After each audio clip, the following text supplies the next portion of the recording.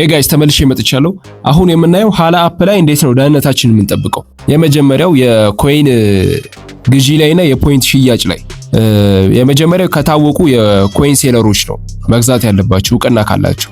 ሁለተኛ ፖይንታችሁንም ስትሸጡ መጀመሪያ ገንዘቡን መቀበል አለባችሁ። ቀድማችሁ መላክ ያለባችሁ ታማኝ ለሆነ ሰው ብቻ ነው ፖይንት ስትሸጡም ፖይንታችሁን መሸጥ ያለባችሁ። ሶስተኛ ፓስወርዳችሁን አንዳንድ የሴኩሪቲ ነክ የሆኑ ነገሮችን ለሰዎች አሳልፋችሁ መስጠት የለባችሁ። አራተኛ እንደሚታወቀው ሊንክ መላላክ በውስጥ አይቻልም። ሌላ አፕ ማስተዋወቅ አይቻልም።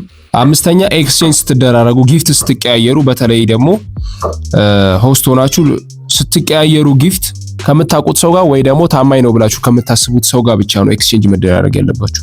ብዙዎች አጭበርባሪ ስላሉ ለማጭበርበር ብቻ ወደዚህ አፕ ስለሚገቡ ማለት ነው።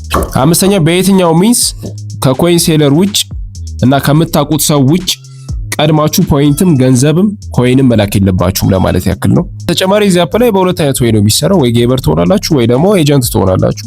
ገንዘብ አውጡ የሚሏችሁ ሰዎች ካሉ ፍላጎት ኖሯችሁ ኢንቨስት አድርጋችሁ አፑ ገብታችሁ በኢንቨስትመንት ለመስራት ካልሆነ በስተቀር ይሄን ያክል ብር አውጡ እንደዚህ ይሆንላችኋል የሚባል ነገር እዚህ አፕ ላይ የለም።